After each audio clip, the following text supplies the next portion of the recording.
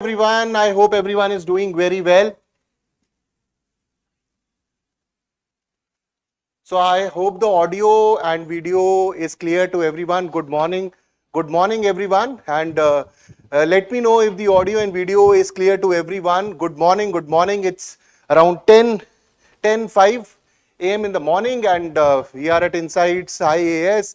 Bangalore headquarters, and in this morning hours we do daily decodes on everyday basis. Monday to Saturday we do it. Sunday is your homework time. Sunday is the time where you work on your revision, work on your PYQs, MCQs, and a lot of tests. So with this wonderful morning, let's start with today's most important thing apart from the news which we cover on daily basis. That is thought for the day, and the thought for the day today by the late C.V. Raman, the genius C.V. Raman sir. Success can come to you by courageous devotion to the task lying in front of you. That means you need to be devoted to your task. If you are not devoted to your task, for example, sometimes I've seen students when they're preparing for UPSC examination, they say that, sir, I feel polity is boring, Lakshmikant book is boring, history is boring, or any of the subjects which they don't like. See, if you find it boring or if you don't find it boring, the test or the eventual result is not dependent upon you are finding it boring or not, because it is a task. When you have to complete your Lakshmikant, when you have to complete your PYQs, MCQs, CSAT, whatever you are preparing for or whatever task you are into, if you find it boring and you are not putting an effort to do it, someone else will. There's so much population on Mother Earth, and specifically if I speak on India, and see, if you are not working, there is some person in India sitting in some corner who is ready, who has more hunger than you. Since he has more hunger than you, he is ready to sacrifice more than you. Where you want leisure time, where you are feeling boring, since he will do sacrifice more, hence the result coming for him, his chances improves, because he is devoting more time and his hunger is very high. So I always say hunger leads to sacrifice, and that leads to success. And here I am not talking about the hunger of food, hunger of success. Since he is more hungry, he or she is more hungry, he or she is ready to sacrifice birthdays, parties, whatever the, wherever he or she finds the time can get wasted, what people are thinking about it, and he would sacrifice all those things and focus on his goals. And that is what you say, courageous devotion to the task. You need to be sacrosanct in your task to achieve your goal. So with this wonderful thought, let's move to the important news for today. So the defense minister is in Laos. Buddhist doctrines of peaceful coexistence. International Criminal Court issues arrest warrants for Netanyahu. Russia attacks with ICBM. ICBM is intercontinental ballistic missile. We will also discuss what is ICBM and why ICBM are dangerous. Some days back we had also discussed hypersonic missiles which have a speed of, or hypersonic weapons which have a speed of 5 Mach and above, and why they are dangerous, and India has recently tested that technology, and sooner or later, or rather sooner, we are in the league of Russia, China and America, who have advanced hypersonic weapons, and many countries like France, Australia are also trying to build hypersonic technology, but India indigenously has built it. Then in UPSC prelims impact, we'll study was ADMM plus. Oh, okay. So we'll talk about this ASEAN group, how it is related to security. Then ICC, this is not International Cricket Council, this is criminal court we are talking about. Then we'll also talk about ICBM. So a lot of prelims or the MCQ based question we would be covering. Good morning. Hi Purnima, I hope you are doing very well. Akhil, very well. Good morning. Abhishek. Abhishek, I really like your way of teaching. Take your sessions regularly. Please tell me, are sessions helpful for... No, Abhishek, these sessions are helpful for everyone. See, UPSC is the pinnacle of examination. It's the toughest examination in the country as per me. So if you are preparing for GS or current affairs, it will help. Now, what you are following, I'm telling you what is coming in the newspaper, what kind of questions can be created. You are preparing for IBSIO, you are preparing for UPSC CDS, you are preparing for AFCAT, you are preparing for ND exam. This is relevant for every exam. Okay, current affairs, current affairs, news, what is happening. Yes, the mains part question that can help you in the IBSIO essay part, because essay comes. So similarly, it is very important for CAPF examination also, and it is equally very important for your CDS and civil services. So obviously, it's very important. So CDS and other examination, it's also very important. Okay.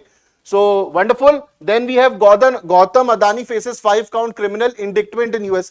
Now see, this is more of a political and a person, a person and company has been put in the action. So what kind of action, what kind of, indictment charges are put? We'll just talk normal about this because this is not so relevant from the UPSC point of view. International geopolitics point of view and earlier the Hindenburg report, that is a different take, but we'll just cover it so that you guys are aware and you will say, sir, you didn't tell about what is happening with Adani. So I've just put this news so that you know. Per se, like on face, it is not exactly very relevant for UPSC exams as such what is happening with Gautam Adani. From business perspective, economy perspective, yes. In editorial, we have India needs an environmental health regulatory agency. Wonderful editorial. Some of the editorials which have come on social issues in the last few days in the Hindu have been good. So that's a very good thing.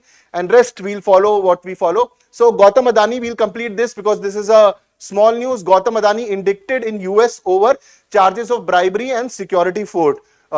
So there are two in the last few months. If you see, two basic indictment charge has had come. First was for that person who was said that he was earlier in the CAPF forces, or he was part of the cabinet secretariat or raw. He was from the part of Indian government agencies. And Vikas, if you have heard of Vikas Yadav, if I'm correct, I had covered that in Daily Decodes that he was hiring Nikhil Gupta. He had hired Nikhil Gupta. Nikhil Gupta was hiring an assassinator who would have assassinated Gurpant Singh Pannu.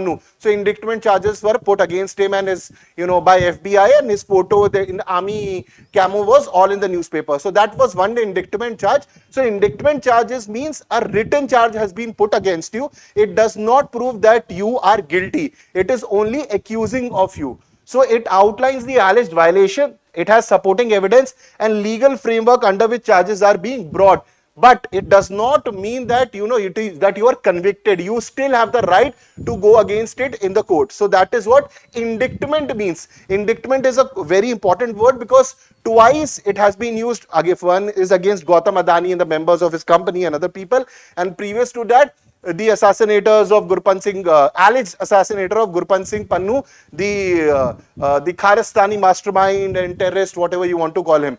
Now Gautam Adani faces US criminal indictment. US Department of Justice has issued a 5-count criminal indictment against Gautam Adani. Major charges are that he was offering $250 million in bribes to the Indian government official to secure solar energy contract. First charge, conspiracies to commit securities and wire fraud, and he was orchestrating a multi-billion-dollar scheme to defraud US investors and financial institution with false and misleading statements. So these are the three major charges. Again, the word is these are charges. They have not been proven.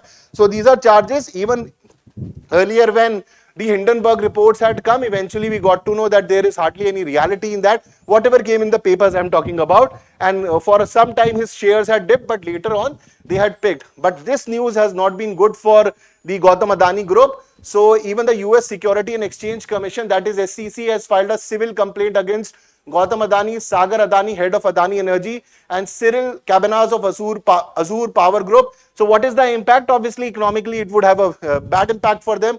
Adani Green Energy Limited has withdrawn $600 million bond offering. Shares of Adani Group companies have tanked. This is very similar to 2023 when allegations by Hindenburg Research in February was put. Now Hindenburg also has very ulterior agendas because when they put where the share tank, they make money out of it. And in the last few years, we have seen they are specifically targeting some companies which are aligned with the government. Okay, now I will not get into that because there is a different politics and a different narrative and rhetoric there. So let's not go there. Let's stick to the news. And then consequences. First of all, the consequences is loss of market confidence in Anadim Group governance. Are you guys noticing that as Indian companies are rising, there is you can see that some of these companies are getting targeted again and again. So this keeps happening. This is not the only India, which is an example. Many companies of China have also been targeted. But you will see Facebook has targeted, Google has targeted, but eventually they win most of the cases, or they still have a very clean image. So putting these cases against the companies, these are normal. It happens against Facebook, Google. Charges have been put against Google, against Meta in India for the antitrust charges. They had been put antitrust charges in America also against Google. But these are very serious charges which has been put against Adani. I hope they come. clean in this. So scrutiny over renewable energy projects funded via alleged bribery. International financial institutions will think ties with the Adani Group. Now, many countries are again thinking about tying with the Adani Group. Adani also has a huge amount of investment in Israel and many other countries. Now, in this context, now it is purposefully being done, or there were actual charges and actual, something wrong has been committed, only time will tell. So if something wrong has been committed, due process of law should take its course. But if there is nothing, then these charges are framed on, there is no evidence, only time will tell. But what happens is that till the time these charges are put, and even after 2 years the charges are dropped, or we get to know that these charges are false, in 2 years the company gets a huge dent over it, and the company's shares tank, and it is not good for the economy, and overall very not good for the Indian economy. So again, what I feel is that under Biden, I have seen that Joe Biden, these kind of charges have increased.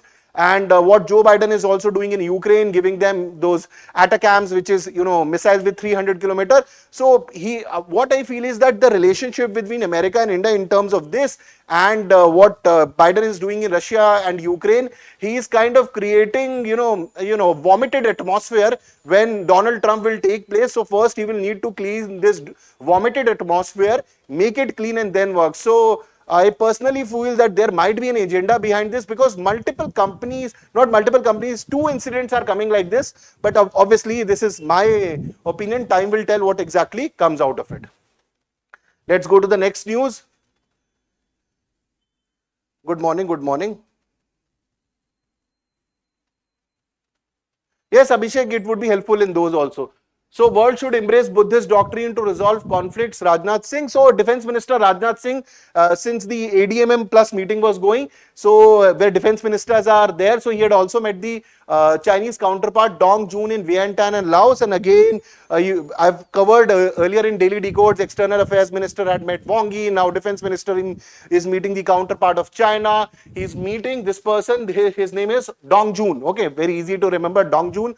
So, Rajnath Singh is meeting in Vientiane, Laos. So, Vientiane is capital of Laos. So, this is the geographical location. Okay, this is the capital. Vientiane, if I'm pronouncing it right, or Vientiane, whatever it is. So, this is the capital of your Laos. So, if you see, Laos is a landlocked country. Landlocked country, and it also has roots highly attached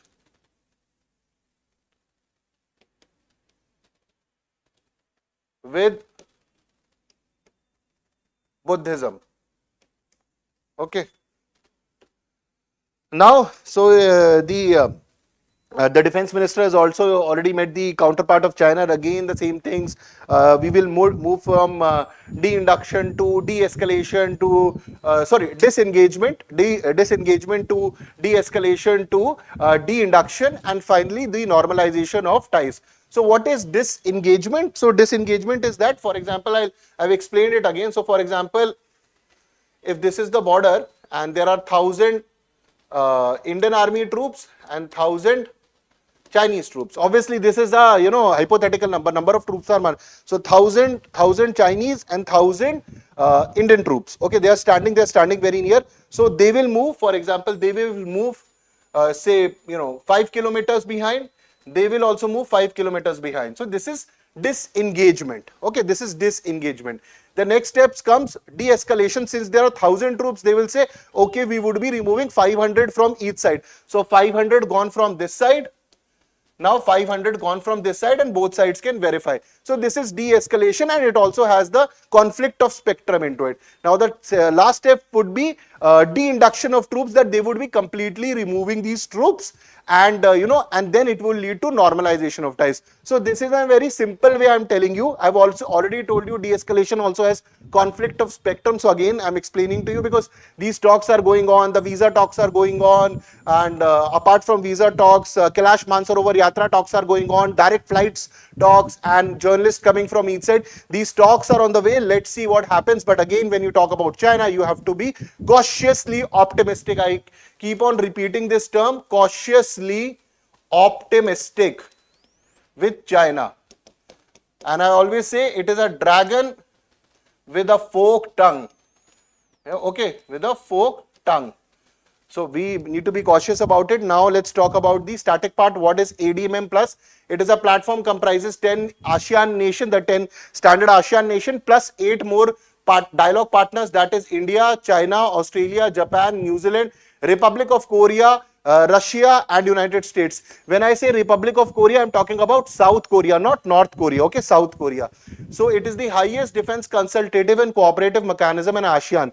Now focus of this group, it is very funny, China is part of this group because most of the time this group will talk about that the South China Sea, what is happening there, one country is creating artificial island, they would be targeting about China and China is a partner in this group. So that is, you know, like, I don't know, what you say, it kind of, you know, it's funny in that way. So inaugural ADMM Plus was convened in Hanoi, Vietnam in 2010. Since 2017, ADMM Plus meets annually, every year they meet to allow enhanced dialogue and cooperation among ASEAN and the plus countries in the midst of increasing regional security environment. So if you see ASEAN countries, and if you see Quad, okay, if you see Quad, now Australia is there, all the Quad members are there, Australia is there, Japan is there, United States is there, India is there, and ASEAN is there, apart from China and New Zealand, etc.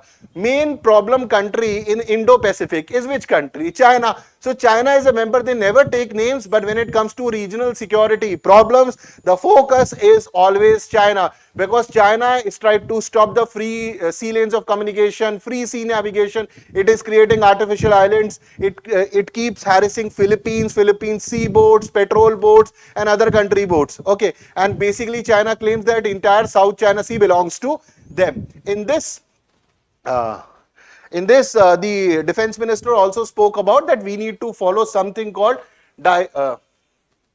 dialogue, negotiation and international law, especially concerning the Indo-Pacific region, and South China Sea Code of Conduct should be followed. What is South China Sea Code of Conduct? We'll come to that, but again, this is the 11th ASEAN Defense Ministers meeting, ASEAN Defense Ministers meeting. So this is ADM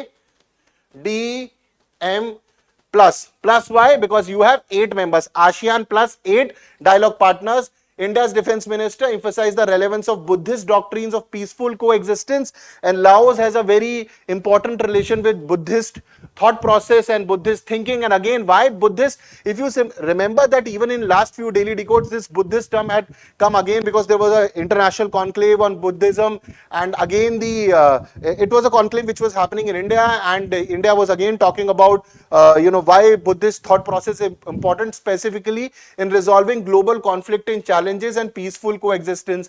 Peaceful coexistence with which country? Peaceful coexistence with China. Okay, earlier he met Defense Minister of China, Admiral Dong Jun. This we have discussed.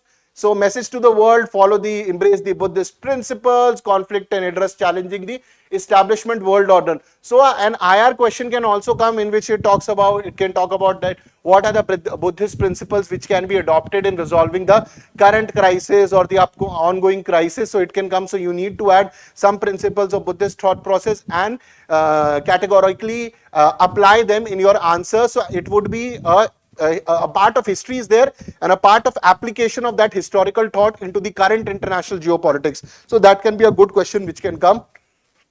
Buddhism promotes non-violence, peaceful coexistence and harmony between humanity and nature. So even if you take these two statements in that question and extrapolate this in terms of today's reality,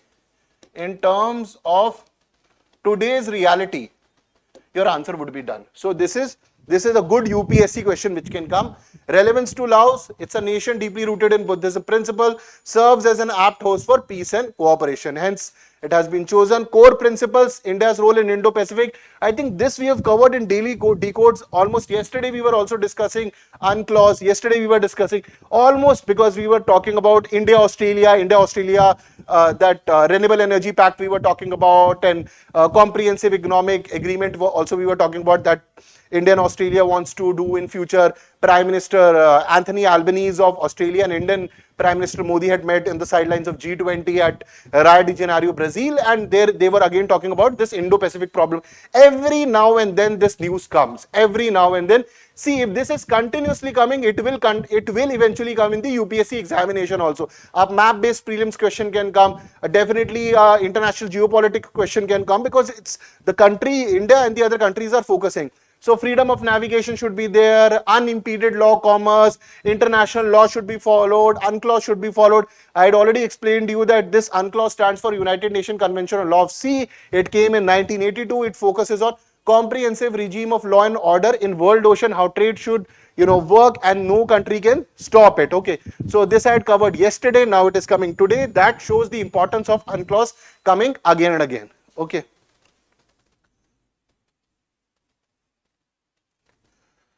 So recognizes ASEAN as a cornerstone of regional peace and prosperity. Again, standard statement which can also be used in a means answer.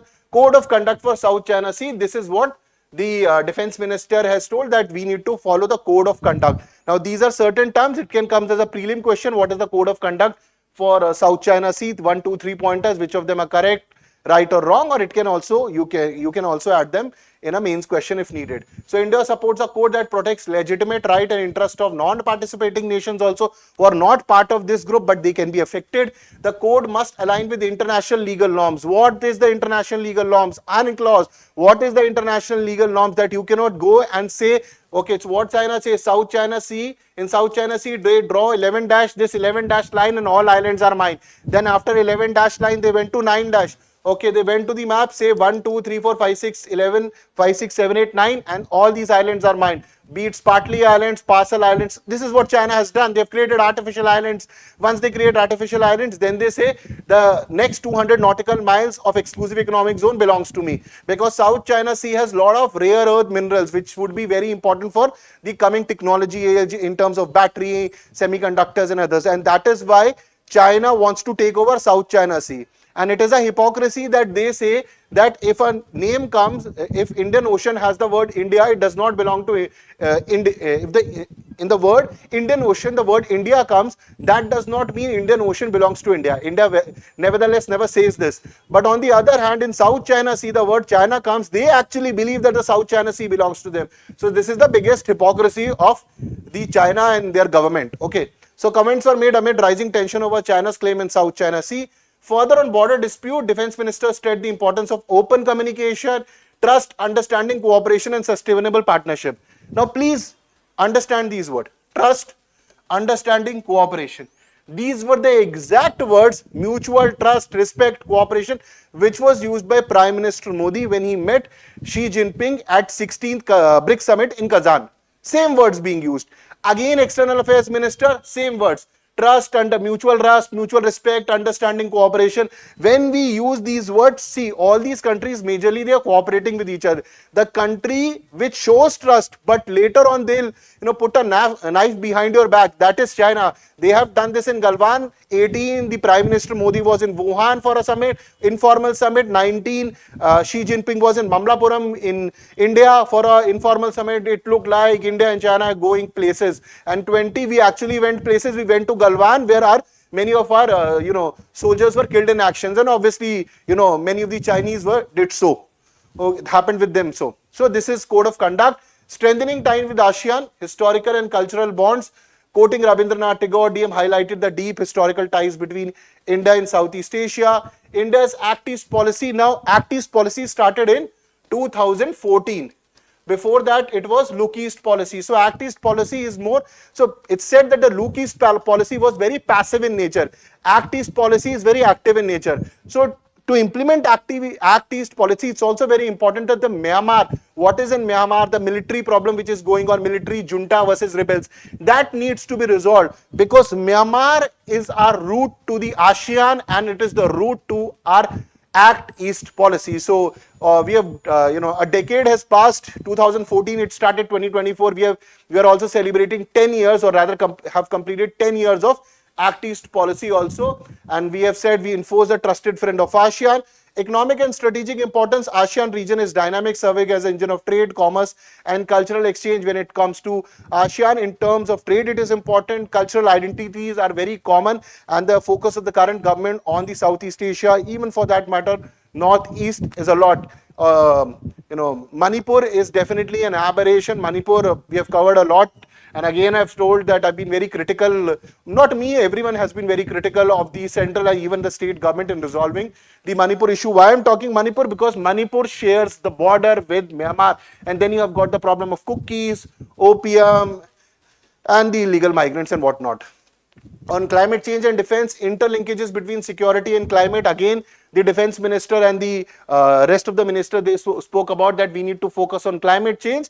Though the 29 COP happened at Baku, Azerbaijan, and we are still thinking that if something major comes out of it. So we keep talking about climate change, but how it will happen, because the money is not coming, only time will say. So we keep talking climate change presents significant security challenges, threats to vulnerable population and defense infrastructure, because that can get damaged. So proposed multi-stakeholder engagement. So when we say multi-stakeholder engagement, it involves government, involves citizens, it involves private parties, involves environmental institutions. They should come together and resolve the issue.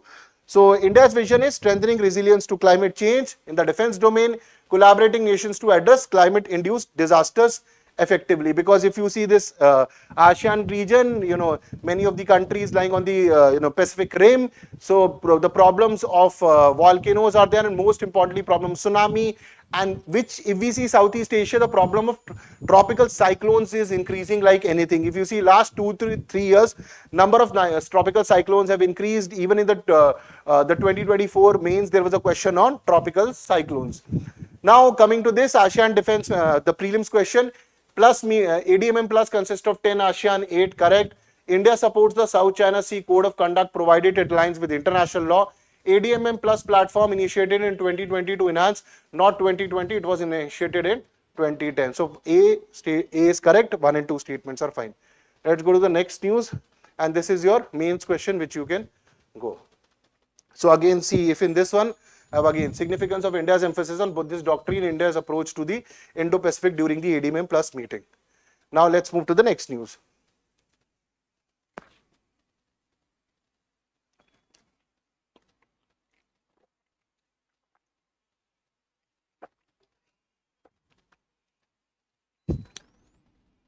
So, International Criminal Court issues arrest warrants against Netanyahu, gallant Hamas leaders.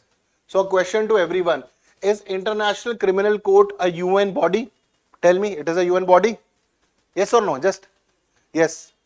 Yes. No, it is not a UN body. Okay. International ICJ is a UN body?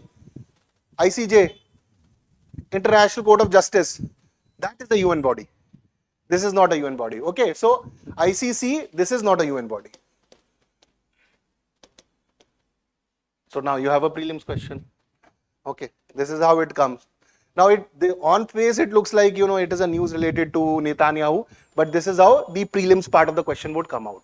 Okay, so everyone here, so it's a permanent judicial body established by the Rome Statute, and wonderfully or coincidentally, fortunately, unfortunately, India, United States are not part of it, and for that matter even Israel is not part of it. It is to investigate, prosecute and try individual accused of genocide, war crimes, crimes against humanity and crime of aggression. And categorically why US is not part of it?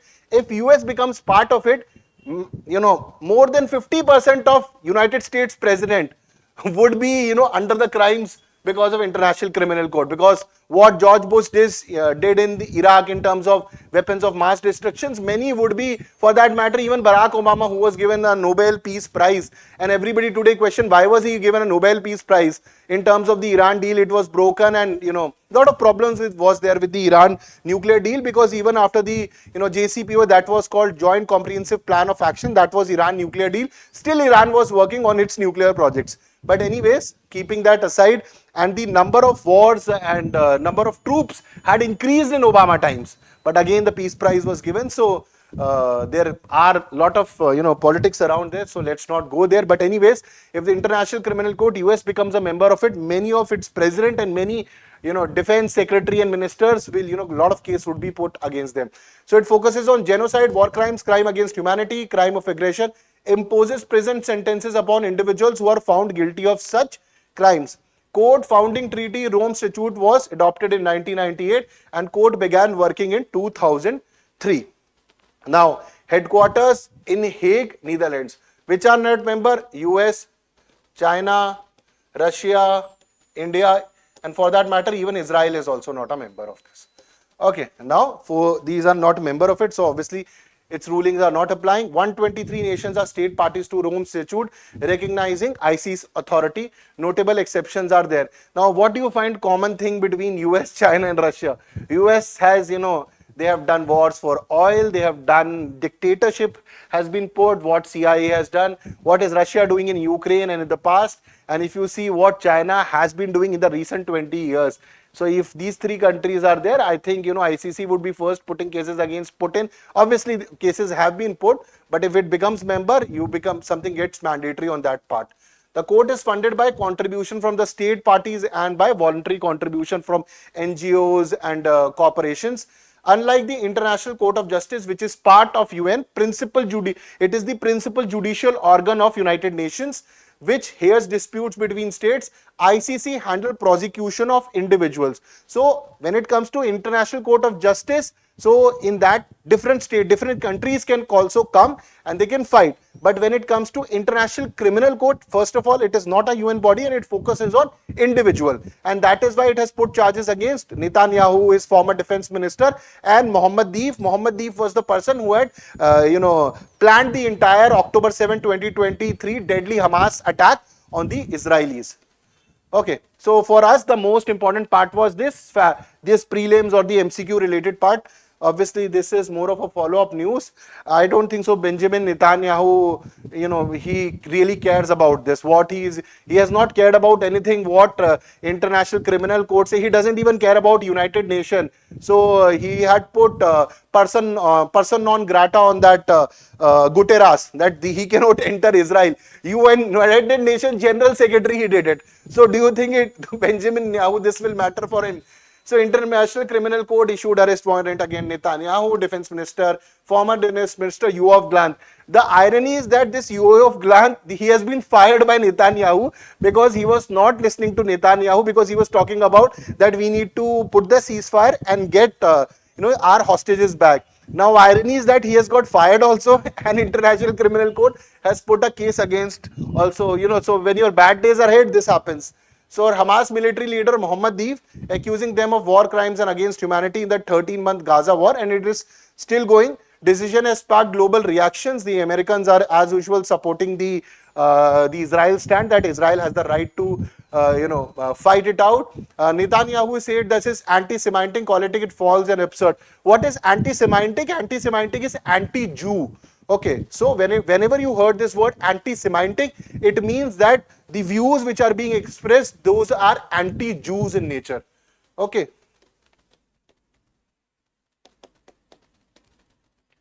So Israel refuses to recognize ICC jurisdiction as it is not a member of the court. Okay. So the opposition members are of the Israeli government, of the Israeli parliament. They are, accusing or they are condemning the decision as a moral blindness, called it as a price for terror. So criticism has come from the opposition leaders. So that is expected. Global responses. So if that happens in India also, see Rahul Gandhi's statement has also come on the, since Adani has got inducted and the Prime Minister is trying to save it. So if you can see in Israel, it is happening in India also. Different reasons, different agenda and reason. So US support for Israel is there. Human rights groups, obviously, they have been categorically accusing Israel of these, genocide which it is doing. So ICC acts as a court of last resort when national legal system fails to prosecute. So this is also a wonderful point. So ICC works when you don't have a court which can put cases against these individuals and find them accused or guilty. But Israel argument is that we have a robust legal system and challenges the ICC jurisdiction. So next, Russia launches an ICBM for the first time in Ukraine. So things are getting escalated there. So things are getting escalated in Russia and Ukraine war. I think I've covered this a lot. So what happens, just to give you a background, so Americans had around ATACMS. So ATACMS are basically long range missiles which now can fire 300 kilometers inside the Russia. Let me just show you an example. You'll understand why these are dangerous in nature. So what happens is that, so this is this is the Kursk region where certain area has been occupied by Ukraine. Now, if you see Kharkiv, these are certain areas where the Ukrainian forces are there, or they are basically now they can target deep inside Russia with 300 kilometers plus 300 kilometers of missiles. Since they can fire with these missiles, earlier the Americans have not allowed this, or the Europeans or the NATO, they did not allow it. Now Joe Biden and his team has allowed it, and now this is escalating the war. And this is vertical escalation. What is vertical escalation? Explained earlier. So for example, I'm using a stick, then you take it, you use a revolver, then I take it forward that I will use, for example, I will use a AK-47, then you say no, I will use a tank, then I say I will use a missile. This is vertical escalation of weapons. That is what is happening now, because Russia has also, changed its nuclear policy and says that if a non-nuclear nation is getting support by a nuclear nation, we will use nuclear weapons, strategic nuclear weapons in terms of ballistic missiles or drones, etc. So that is why escalation is happening, and because now they can deeply strike in the Russia-Ukraine war. Ukraine can strike. Now coming to the static part of it, what is intercontinental ballistic missile? So these are ballistic missile. First of all, they can cover a huge amount of distance. They have huge amount of war power, or rather they have huge amount of destructive power. Okay, so it's a system primarily designed for nuclear weapons delivery.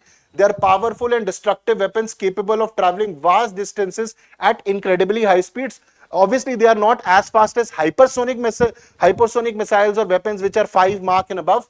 So countries having operational ICBM, India has it. Agni 5 is our ICBM. We are also developing Agni 6, and Agni 6 will also have, MIRV technology, multiple independent. What is multiple independent? What is that word? Independently targetable re-entry vehicles. So basically, this is a missile. It goes, and then it will get, the ammunition will get distributed into 5, 7 or 10, and it can destroy 10 targets at a time. For example, simple, I am a ballistic missile, I target Islamabad, gone. Okay, now I'm a ballistic missile, I have this Agni 6, I have a MIRV technology, I go, and then 6 parts distributed, I destroy Islamabad, Lahore and everything. Okay, so target 6. So obviously this is just to explain to you, I am not doing this. Okay. So I hope you understood what is multiple independently targetable re-entry vehicle. So we recently tested this technology also. Okay. So Agni 5 is India's solid fuel ICBM, strike range of 7,000 to 10,000 kilometers. So this is how the ballistic missile works. It goes out of atmosphere. Okay. Out of atmosphere, it goes up and then it comes down and targeted. But when it comes to hypersonic, supersonic missiles, they don't go out of the atmosphere. This we had covered in the Daily Decodes earlier also. So if you see, when it comes to hypersonic missiles, they will travel like this only, okay, and target this particular area. This is they will not go out of atmosphere. So this, since it goes out of atmosphere, its reach is also very high. So ballistic missile has a parabolic path, okay, we call it parabolic path. Even if you see, even a revolver, when you fire a bullet, it seems like it is going straight, but eventually it is a parabolic path for it also. Rest details I have given here for the ICBM. Okay, this is range is around more than 5,500 kilometers, varying from 7,000 to 16,000. Russia has 10,000, 15,000 ICBMs, speed exceeding 20,000 kilometers per hour. Typically designed to carry nuclear warheads. It can carry other warheads also, like carry chemical, biological or conventional warhead, and they can be launched from silos, land, sea, air, on land, submarine, or it can be launched from silos also. What is MIRV technologies, which I just explained? So you can read from the PDF also. And yes, the 2 PDF did not get uploaded, though now they would be getting uploaded. There was a problem in that, so we are getting it uploaded. And if you don't get it in some hours, the PDF will get uploaded. So this is Russia launches ICBM in Ukraine war, and this I've already explained to you why they are doing this. So strategic message, highlighting Russia's nuclear capability, signs of potential escalation in the conflict. I've explained to you vertical escalation. North Koreans have also entered. They are near the Kursk region only, around 11,000 of them. Now let's move to the editorial, which is India needs an environmental health regulatory agency. So again, a good editorial has come. Let's complete this.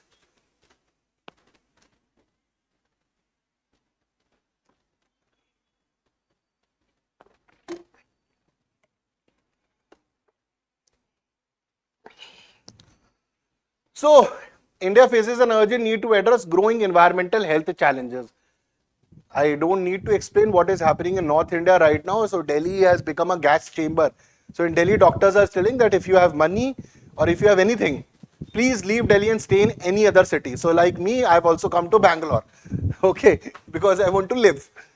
So, India faces an urgent need to address the growing environmental health challenges. Now, on a serious note, the integration of climate, environment, health, and economy. That's the problem. So, you need to work on climate change, you need to work on environment, health, and you also want a vibrant economy. So, for this, the author talks about we need to have something called EHRA, Environmental Health Regulatory Agency, which will work on economy also, that what kind of agencies, what kind of economic sectors which we can work, what can be green economy in terms of green development projects, what can have a holistic approach to pollution, health risk, climate change, and economy also, combination of all these things. That is what the author talks about it, that if we have this EHRA department, it will lead, we can also adopt global practices. Similar kind of practices are already being done. It is being done in America. It has also been done in Japan. Many other countries are following this, or rather they are doing this. We can, learn from them. So let's understand what is the current numbers. India recorded a 6% increase in greenhouse gas emissions in 2024. I am not seeing this. United Nations Emission Group report is saying this. So again, a deadly problem. Air, water, and soil pollution. If this pollution increases, for example, it will be having a trickle down effect. For example, let's understand, if the pollution keeps on rising in the North Indian states, or if the solution does not come, many of them will start moving towards the southern states or the eastern and the western states. When they start moving, then you will have the problem of because since the economic resources are limited. So for example, I have explained to you earlier also, if you have 100 kg of atta and you have 100 people, so everyone is getting 1 kg of atta or wheat. But if this 100 becomes 1 lakh people and you still have 100 kg of atta, or even if you increase from 100 kg of atta to 1000 kgs, but you still 1 lakh population is coming. So again, you will have scarcity of resources, and then it will create a problem. The communities will start fighting against each other. When they start fighting against with each other, it will get into chaos, and then all the angle of communalism, Hindu, Christian, Muslim, all these will start. North, south divide, west, east divide. This, what I'm talking, this is already happening. It might not be happening on a larger scale, but it is still happening. We have these problems because if you see, I keep on saying, it's like now Bangalore is a developed city, okay. Until unless you clear Bangalore, Delhi and cities like this, at least 15 to 20 of these kind of cities in North India, I mean to say UP, Bihar and other. So the population will get job there. They will not come here. And people from South can also go there and work. They can also come. So we need to create these developed islands a lot. If you don't create what Delhi is happening, it will so if you see even Bangalore, the population has increased. Right now, the weather is not bad, but there is not guarantee that it cannot get bad because infrastructure pollution has also started here. You might not feel in Bangalore, but if you have been living here for the last 15 years, you will realize before 15 years there were lakes and many other problems. So that will happen. So you need to work on this problem of developing cities, and Beijing, Shanghai, there are many cities in China which have controlled pollution. Egypt has also controlled pollution. Cairo has controlled pollution. So we need to work, and this is one of the ideas given by the author, that we need to work on this air, water and soil pollution because it is leading to respiratory, cardiovascular and mental health disorders. This is already happening in many, Delhi though it is happening. Current governance gap. So again, we have multiple agencies in our country, be it security, be it defense, be it administration. The best part is A agency does not talk to B agency even if they are working under the same umbrella organization. So Central Pollution Control Board and Ministry of Environment, Forest and Climate Change operate in silos. That means it works here, it works here. But when it comes to credit, everyone wants to take the credit if something good happens. So probably this department can cohesively take them together and work. So because the problem is that they are not doing data integration. They have data, but they don't integrate and talk. So this agency can help in this data problem, integrate environmental and health data, focus on pollution control, health risk mitigation, align national policy with global commitments like Paris Agreement. And I'm talking with Paris Agreement. So this is related to the 15th COP or the 15th COP which happened at Paris. Okay, it's very important. And there is one more important thing related to this. Section 6. Please read this, okay.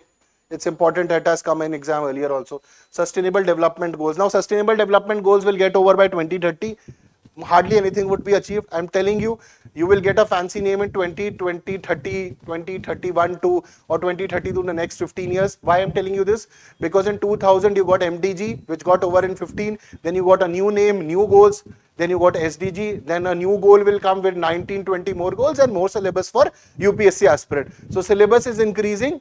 And so you will get some, then you would also need to know MDG, SDG and the new name which comes. Okay, so global models, US environmental protection. So US has it, Germany has it, Japan has it. So these are certain models which we can follow. Say they work on toxic substances, manages air and water, regulations, sustainable energy. So we can also, this is the example author is talking about. Since these countries have already done this, we can get this agency which works on data, which works on pollution mitigation, it works on health issues, and it also coordinates Ministry of Environment and Central Pollution Control Board, all these agency cohesively.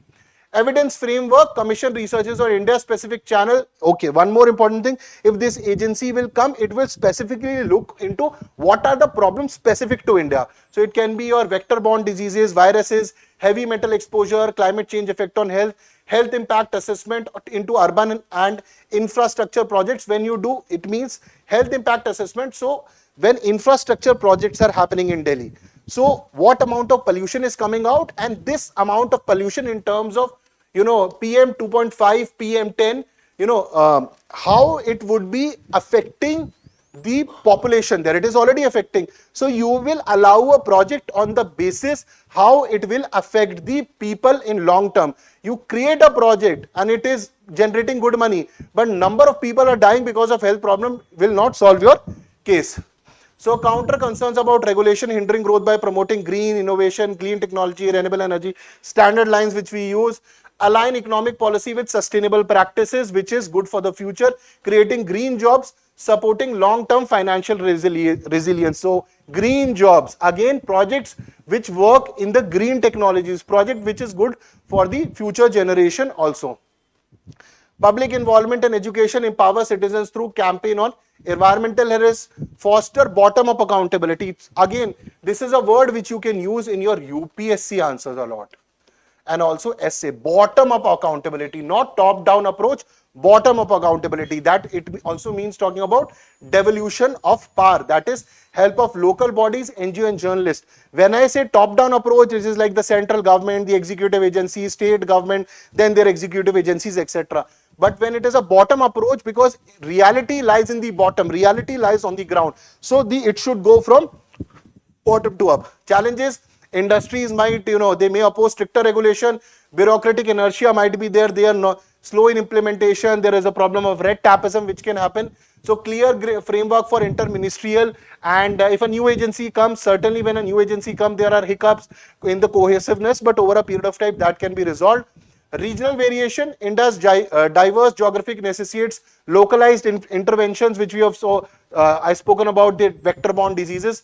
Collaboration with state and municipal government is essential for effective enforcement. Global cooperation, if you make in EHRA, so EHRA can also work with the other global organization and also can get funds from them, and funding and best practices can align with global environmental standards, and our overall rating in the environment will also go up. Strengthening governance to achieve commitments under Paris. Granular, what is granular national platform? At the lowest level to the highest level. So granular national. So for example, you make a program with India, then India to you make a state to that district, and in that district, what is the particular thing needed? For example, the problem of Bangalore might be very different from problems of Raebareli, right? Or problem of Raebareli would be very different from problems in Jammu and Kashmir. So you need to have very specific what is the problem and then solution. It cannot be the solution which are applying in Delhi can also be applied the solutions in Manipur. It will not work. So that is what we are talking about. So this is a question, discuss the need for environmental health regulatory agency in India, potential role in addressing environmental health challenges and the barriers to establishment. Okay, in the extra mile you can go with a primer to how survive the declining air quality in India. This is a good from the point of view, you will get very good pointers for your mains answer. So with this, we complete the daily decode today, and I hope you did learn a lot. Please do like, share and press the bell icon. Please put your comments. How are you finding the session? That would be wonderful. Take care. Jai Hind. We'll meet tomorrow again at 10 a.m. Now Daily Decodes is at 10 a.m. in the morning. So we'll meet tomorrow at 10 a.m. Thank you very much and Jai Hind.